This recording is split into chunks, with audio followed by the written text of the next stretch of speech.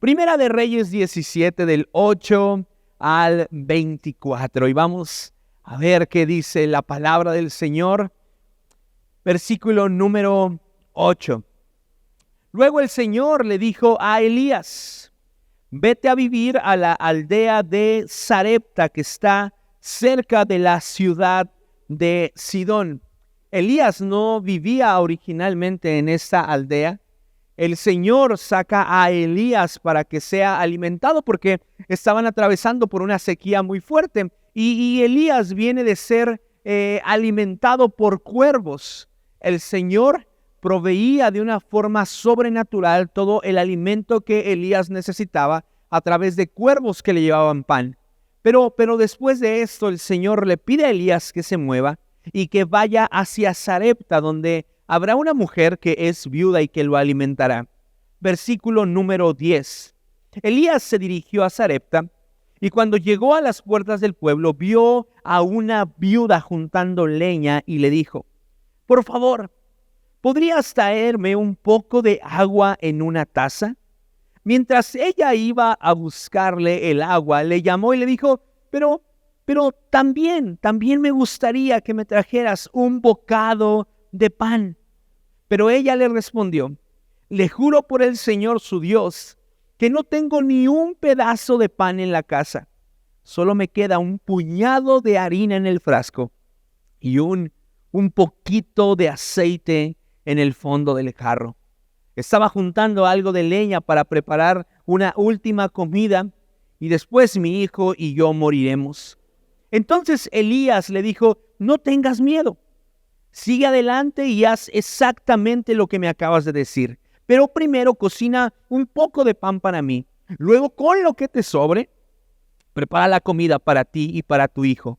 Pues el Señor de Israel dice: siempre habrá harina y aceite de oliva en tus recipientes. Iglesia, el Señor te dice: siempre habrá alimento para ti y para los de tu casa. Amén. Hasta que el Señor mande lluvia y vuelvan a crecer los cultivos. Así que ella hizo lo que Elías le dijo, y ella y su familia y Elías comieron durante muchos días. Siempre había suficiente harina y aceite de oliva en los recipientes, tal como el Señor lo había prometido por medio de Elías. Tiempo después, el hijo de la mujer se enfermó. Cada día empeoraba y finalmente murió. Entonces ella le dijo a Elías: ¡ay, hombre de Dios! ¿Qué me ha hecho usted? ¿Ha venido aquí para señalarme mis pecados y matar a mi hijo? Pero Elías contestó: dame a tu hijo. Entonces tomó el cuerpo del niño de los brazos de la madre, lo cargó por las escaleras hasta la habitación donde estaba alojado y lo puso sobre la cama. Después Elías clamó al Señor: oh Señor mi Dios, ¿por qué le has traído desgracia a esta viuda que me abrió su casa al provocar la muerte de su hijo? Entonces Elías se tendió sobre el niño 3 veces y clamó al Señor: oh Señor mi Dios, te ruego que devuelvas la vida a este niño. El Señor escuchó la oración de Elías y la vida volvió al niño y revivió. Entonces Elías bajó al niño de la habitación en el piso de arriba y se lo entregó a su madre. Mira, le dijo, tu hijo vive. Entonces la mujer le dijo a Elías: ahora estoy convencida de que usted es un hombre de Dios y que de verdad el Señor habla por medio de usted. He titulado a este mensaje: Generosidad sin límites. Generosidad sin límites. Señor, te doy gracias por tus bendiciones. Gracias porque eres un Dios sumamente generoso, que provee todo y mucho más de lo que necesitamos. Te pido que tu presencia, Espíritu Santo, esté con nosotros, que puedas depositar en nuestros corazones una semilla de generosidad, Dios. Que el día de hoy podamos estar convencidos que tú, como nuestro Dios, nos llamas a practicar una generosidad sin límites en nuestra vida.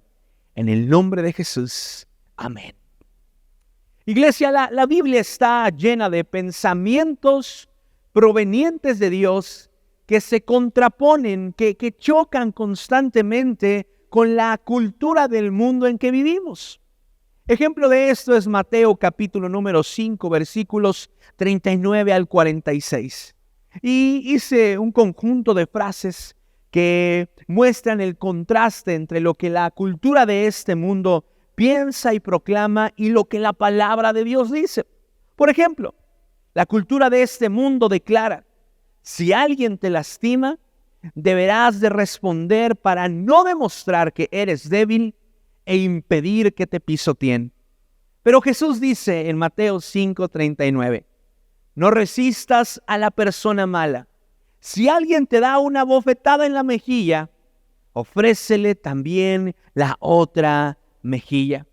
La cultura de este mundo proclama con orgullo: no permitas que nadie te quite lo que es tuyo, te lo has ganado con mucho esfuerzo. Pero Jesús dice en Mateo 5:40, si te demandan ante el tribunal y te quitan la camisa, dales también tu abrigo. La cultura de este mundo promueve: haz lo que te corresponde, trabaja únicamente por las horas que te están pagando. Tu sacrificio nunca será reconocido. Pero Jesús dice en Mateo 5:41, si un soldado te exige que lleves su equipo por 1 kilómetro, llévalo por 2. La cultura de este mundo promueve y promociona. Fíjate muy bien a quién le ayudas. El pobre es pobre porque quiere. Deberían de ponerse a trabajar. Pero Jesús dijo en Mateo 5:42, dales a los que te pidan y no des la espalda a quienes te pidan prestado. Y por último, la cultura de este mundo grita a los 4 vientos: las personas nunca van a cambiar. Siempre seguirán siendo las mismas. Muéstrales tu desprecio a aquellos que te han lastimado de esa forma, entonces no se atreverán a hacerlo de nuevo. Pero Jesús dijo en Mateo 5:44, ama a tus enemigos y ora por los que te persiguen. Iglesia, hay 2 razones por las cuales la cultura del reino que Jesús proclama debería de formar parte de nuestras vidas. La primera razón es que la cultura del mundo actual no ha funcionado. La venganza, el odio, la indiferencia, el egoísmo y todo lo que la cultura del mundo actual promueve nunca ha funcionado. No conozco a una sola persona que diga: desde el día en que me vengué de aquel que hizo una injusticia en mi contra, entonces descansé. Si hubiese funcionado seguramente la cultura de este mundo, la cultura que este mundo promueve, entonces el mundo no sería tan atroz ni tan difícil, ¿verdad?, como el día de hoy lo conocemos. Y la segunda razón por la cual debemos de hacer parte de nuestra vida la cultura del reino que Jesús promueve es porque cuando practicamos la cultura del reino nos identificamos como hijos de Dios. Mateo 5:45 dice: de esa manera estarás actuando como un verdadero hijo de tu Padre que está en el cielo. A diferencia de la cultura de este mundo, la cultura del reino de Dios sí es funcional. Miles de personas todos los días dan testimonio de cómo sus vidas fueron transformadas una vez que tomaron la decisión de desprenderse de la cultura del mundo actual y comenzar a obedecer y a ser parte de su corazón la cultura del reino que Jesús promueve. Estas semanas hemos podido estar platicando con muchas parejas, con matrimonios de la congregación y algo que nos nutre mucho a mí y a Sai es poder escuchar testimonios de cómo Dios transforma sus vidas de una manera tan radical una vez que ellos comienzan a alejarse de la cultura del mundo y comenzar a vivir bajo una cultura del reino. La viuda de Sarepta se permitió a sí misma vivir bajo la cultura del reino, practicando una generosidad sin límites. La generosidad sin límites va más allá de la generosidad común. Es una generosidad que a muchos les puede parecer controversial. A muchos otros les puede parecer ilógica o hasta injusta. ¿Por qué? Porque la generosidad sin límites se contrapone a la cultura del mundo en el que vivimos. Sin embargo, Dios nos invita a practicarla. ¿Qué aspectos convirtieron la generosidad común de la viuda en una generosidad sin límites? Y bueno, encuentro 4 aspectos que lo hicieron. El primero, la generosidad de la viuda contribuyó a la obra de Dios. Elías se identificaba como un profeta. En esos tiempos los profetas eran reconocidos por ser hombres que tenían una conexión directa con Dios. Y de alguna forma, ¿verdad? Al enterarse esta mujer que tenía frente a él a un profeta que le estaba pidiendo de comer, ella bien pudo haber respondido: por favor, Elías, ¿cómo me dices esto? Si tú eres un hombre que tiene una comunicación directa con Dios, ¿por qué no le pides a Él que te alimente? Y estoy segura de que lo hará. Sin embargo, ella no respondió de esa forma. Ella tomó la decisión de contribuir a la obra de Dios que Elías estaba llevando a cabo, alimentándolo. Y esto es bastante controversial.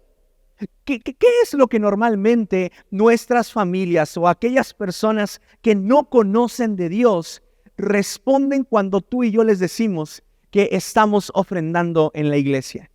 ¿Qué cara ponen? ¿Te has fijado?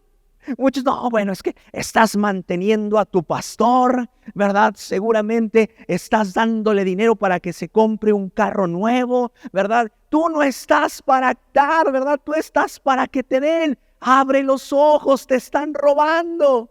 Pero cuando tú y yo, ¿verdad?, contribuimos con nuestra generosidad a la obra de Dios, entonces proclamamos lo que es más importante en nuestras vidas. La mujer, con los pocos recursos que tenía, decidió dar el paso de contribuir a la obra de Dios. Y esta es la primera razón por la cual su generosidad común pasó a ser una generosidad sin límites. La segunda razón, la viuda fue generosa en medio de la escasez. Primera de Reyes 17:12. Pero ella respondió: le juro por el Señor su Dios que no tengo ni un pedazo de pan en la casa. Solo me queda un puñado de harina en el frasco y un poquito de aceite en el fondo del jarro. ¿Sabes algo? Creer que daremos hasta que tengamos lo suficiente es una mentira que muchos han creído. Imagínate que Jordi Rosado invita a la viuda de Sarepta a su programa y le hace una entrevista. Oye, cuéntame qué pasó, ¿verdad?, cuando Elías te visitó. Y entonces ella comienza a contar lo que está sucediendo. Yo estoy seguro que la mayoría de comentarios que pudieran aparecer en esa entrevista sería: Elías es un abusivo. ¿Cómo se le ocurre pedirle a una mujer que lo alimentara, a una mujer que no tenía nada en lo absoluto? ¿Por qué? Porque muchas personas creen que en medio de la escasez, la generosidad debe de apagarse. Si tienes poco, no es momento de dar, algunos creen. Pero en 1 Corintios 16, versículo 2, el apóstol Pablo hace una recomendación especial a la iglesia de Corinto. Dice: cada uno dé conforme haya prosperado.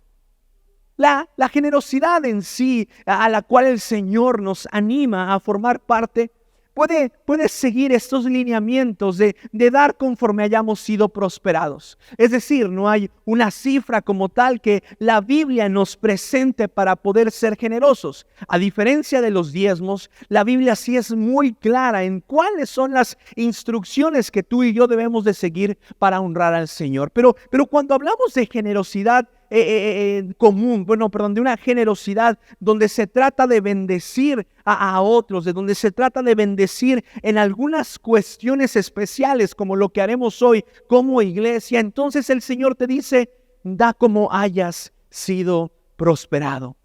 Pero esto significa que en medio de la escasez no deberíamos dejar de dar.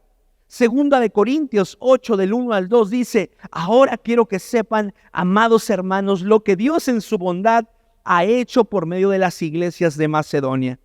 Estas iglesias están siendo probadas con muchas aflicciones y además son muy pobres, pero a la vez rebosan de abundante alegría, la cual se desbordó en gran generosidad.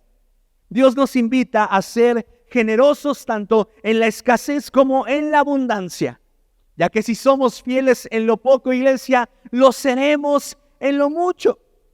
Y no solamente seremos fieles en lo mucho, sino que el Señor nos confiará más de sus recursos. También la viuda fue generosa a pesar de su condición. La Biblia no dice cuántos años tenía esta mujer, pero siempre que leo esta historia me imagino a una mujer de la tercera edad. A una mujer de la tercera edad que además había perdido a su esposo y le sobrevivía un hijo que debido a las condiciones que le rodeaban estaba a punto de morir. Pero ella tomó la decisión de ser generosa a pesar de su condición. Muchas personas utilizan su condición personal como un pretexto para no ser generosos. Dicen, bueno, es que el trabajo está disminuyendo. Los clientes ya no llegan como antes. No he podido reponerme. Tengo deudas. No puedo dar. Tengo que pagar la tarjeta de crédito. La fecha límite de pago es en 2 días. No me pides que dé. O crisis que están atravesando, crisis de salud, crisis familiares. Sin embargo, por otro lado, hay personas que a lo largo de los momentos más críticos de su vida no detuvieron la práctica de la generosidad. Iglesia, esto muchas veces representa la llave para que la bendición de Dios llegue justo a tiempo y entonces podamos dar testimonio de la provisión sobrenatural de Dios. Hemos platicado con muchas personas, con negocios, con empresas, con personas que tienen nóminas muy grandes y que se congregan con nosotros y que tomaron la firme decisión que a pesar de la crisis que estábamos atravesando por el COVID, no dejar de ser generosos. Y esto lo digo con mucho respeto porque para muchos la historia fue diferente. Para muchos el COVID vino a quitarles todo, a dejarlos sin nada aparentemente. Pero hay muchas historias de personas que dicen, yo decidí seguir siendo fiel a pesar de la condición por la que estábamos atravesando. Y mi Dios me dio la victoria. Así es que, iglesia, no privemos a nuestra vida de ser generosos debido a la condición por la cual estamos atravesando. Filipenses 4:19 dice, y este mismo Dios quien me cuida, suplirá todo lo que necesiten de las gloriosas riquezas que nos ha dado por medio de Cristo Jesús. En momentos de crisis hay personas que están totalmente seguras de que el Señor proveerá la paz que necesitan, porque muchas veces la paz es más necesaria que cualquier recurso que nuestra vida necesite. Otra de las cosas y la última situación que pasó o provocó que la generosidad común de la viuda pasara a convertirse en una generosidad sin límites, es que la viuda fue generosa a pesar del miedo. La viuda fue generosa a pesar del miedo. Primera de Reyes 17:13. Entonces Elías le dijo, no tengas miedo, sigue adelante y haz exactamente lo que acabas de decir. Pero primero, cocina un poco de pan para mí. El miedo ante la práctica de la generosidad se presenta a nuestras vidas a través de frases y pensamientos que buscan detenernos. Y muchas de estas frases se parecen a las siguientes. Oye, si das no te va a alcanzar. Acuérdate todos los gastos que se vienen encima la siguiente semana. Es mejor que te guardes el billete, pero guárdatelo bien, porque si te atreves a darlo, no te va a alcanzar. O hay quienes piensan, no es necesario dar. Hay personas que sí tienen lo suficiente, deja que ellos lo resuelven. Hay personas que también piensan lo siguiente, seguramente esta persona que tengo delante de mí y que me está exponiendo su necesidad, me está mintiendo y solo quiere mi dinero. O Dios se va a manifestar. Dios se va a manifestar con otros, pero no contigo. Dios normalmente le responde a otros, pero no a ti. Es mejor que seas precavido. Guarda ese dinero para más adelante por si lo llegaras a necesitar. Y el miedo se presenta en nuestras vidas de esta forma. Sin embargo, la viuda fue generosa a pesar del miedo. Hechos capítulo número 20, versículo 35. Y he sido un ejemplo constante de cómo pueden ayudar con trabajo y esfuerzo a los que están en necesidad. Deben de recordar las palabras del Señor Jesús. Hay más bendición en dar que en recibir. ¿Qué sucede, iglesia?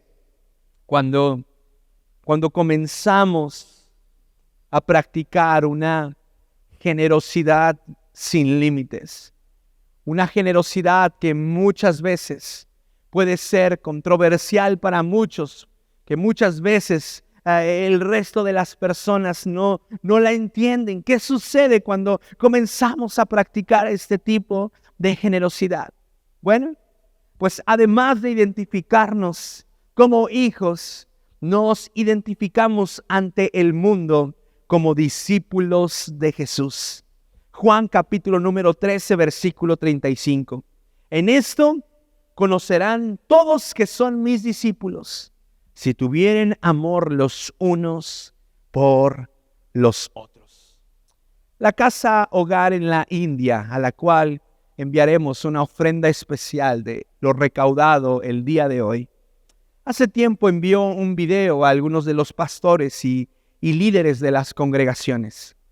Y en este video, ¿verdad?, los niños estaban formados para recibir un plato de arroz que era parte de la comida del día que iban a tener.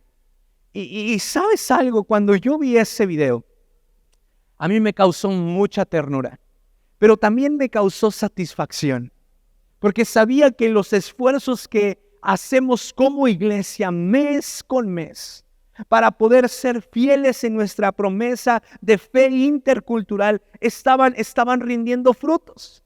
Y lo más hermoso era cuando los niños te daban las gracias y te animaban mucho. Y es un gran video, espero conseguirlo y poder presentarlo la siguiente semana. Pero para ser sinceros, si la mayoría de nosotros estuviese frente a esos niños, nos derretiríamos de amor, nos quebrantaríamos al ver las necesidades y al conocer tantas historias por las cuales ellos han pasado.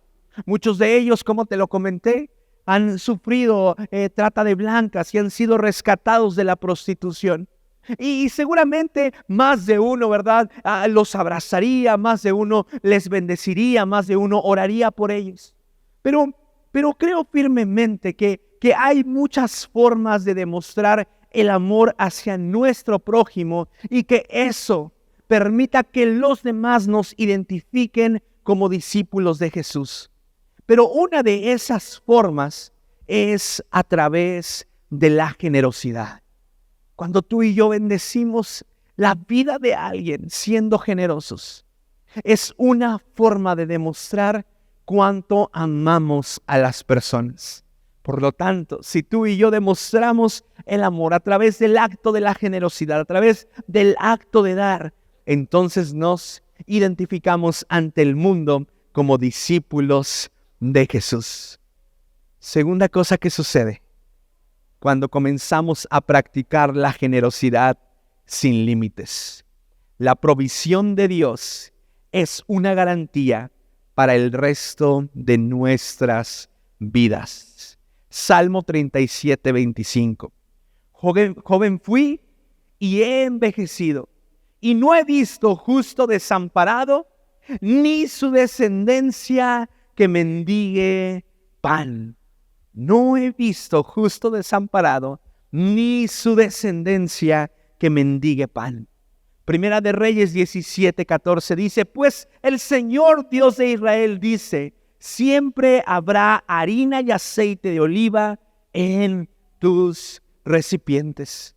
La generosidad sin límites produce en Dios un compromiso de sostenernos por el resto de nuestros días sobre la tierra, incluyendo a nuestra descendencia. Si tú tienes la oportunidad de hablar con un agente de seguros o un asesor financiero, te va a mostrar los diferentes productos que te puede ofrecer para asegurar diferentes bienes. Y uno de ellos, ¿verdad? Es este seguro para que nuestros hijos, desde que son pequeños, comiencen a ahorrar, y entonces cuando decidan estudiar en una universidad, el seguro te cubra, dependiendo de los pagos que hiciste, una cantidad para que ellos puedan estudiar donde sea. Y uno puede decir, bueno, pues en mi caso, ¿verdad? Si Lucas un día se quiere ir a Harvard, ¿verdad? O a Londres o a Alemania, pues le compramos un seguro y lo mandamos a donde él quiera. Pero ¿sabes algo? Hay un seguro mucho más grande y mucho más poderoso en el cual podemos invertir para que nuestra descendencia sea una descendencia próspera. Y eso es la generosidad. No he visto a justo desamparado, ni su descendencia que mendigue pan. Un hombre y una mujer justa practican la generosidad, y esto representa una especie de seguro, el cual compromete a Dios a sostenernos por el resto de nuestros días sobre la tierra, incluyendo a nuestra descendencia. Amén. Yo no sé si a usted le da gusto esto, pero a mí me llena de alegría, porque las promesas de Dios tienen bendición para nosotros. La generosidad sin límites, mueve el corazón de Dios para proveer lo que necesitamos, y su provisión es una garantía para el resto de nuestros días. Le voy a pedir a Ale que pueda pasar de este lado y que el grupo de alabanza se prepare. Aún no suben, pero estamos por terminar.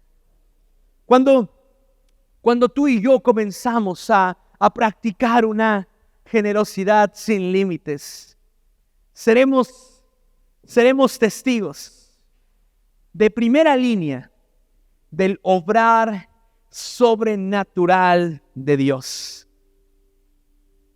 Cuando practicamos la generosidad sin límites, seremos testigos en primera línea del obrar sobrenatural de Dios.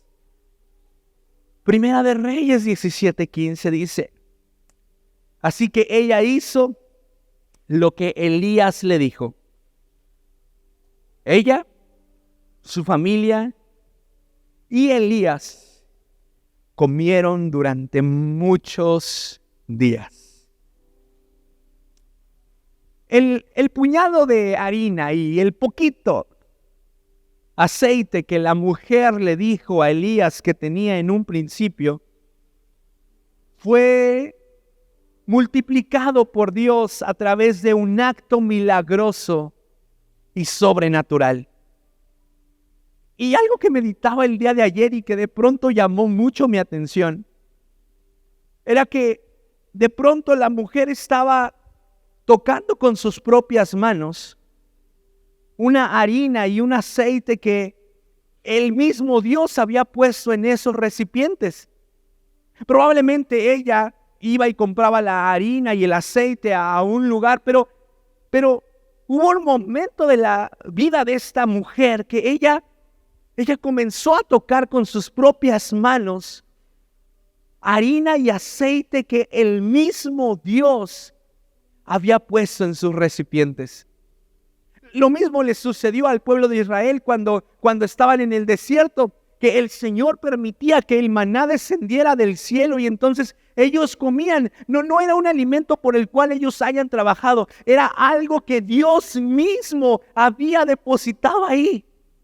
¿Te imaginas? Que tus propias manos pudieran ser testigo, ¿verdad?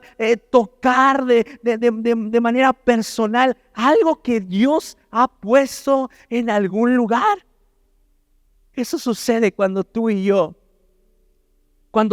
yo practicamos una generosidad sin límites. Seremos testigos en primera línea del obrar sobrenatural de Dios. No sé cuántos recuerdan las bodas de Canaán. A ninguno de nosotros nos invitaron. No se sienta si no le llegó la invitación. Todavía no vivíamos, ¿verdad? Pero la madre de Jesús le dice a los discípulos, a los ayudantes, hagan lo que el maestro les dice. Y entonces ellos son obedientes.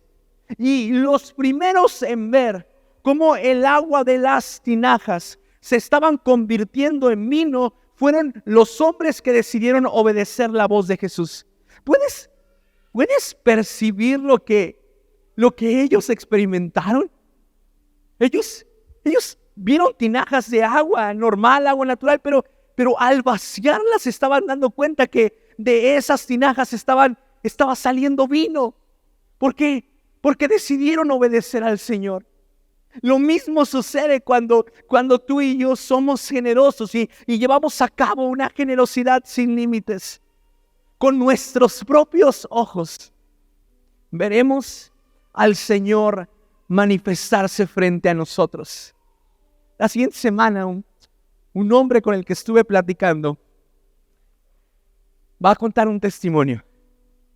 Pero yo quiero adelantarte lo que este hombre vivió hace unos días. Este hombre tuvo un percance en una motocicleta.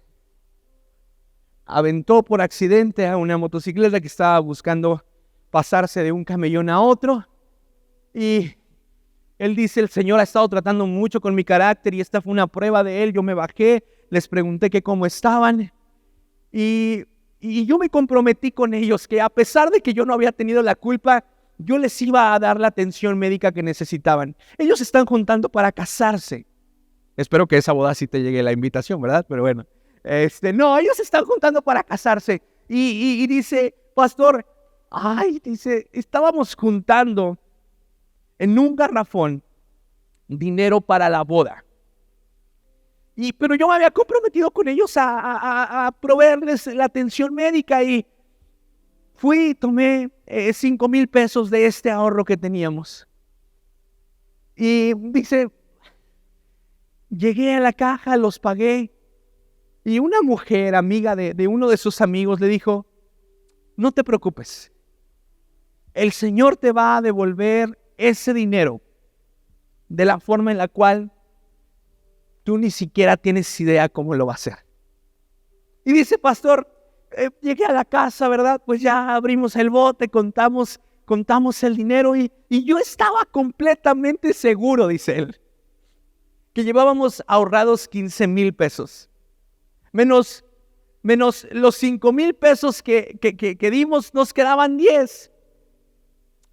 Pero fue tan agradable la sorpresa cuando terminamos de contar el dinero y nos dimos cuenta que seguían habiendo 15,000 pesos.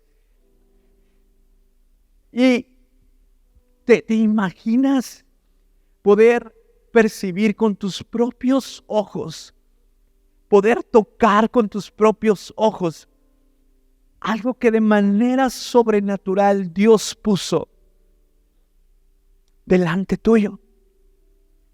Eso le sucedió a la viuda. Eso le sucedió a este hombre la semana pasada. Pero hay muchos testimonios de personas que han decidido ser generosos y que esto ha abierto las puertas para que de manera personal ellos vean a Dios manifestándose sobre su vida y a favor de su vida.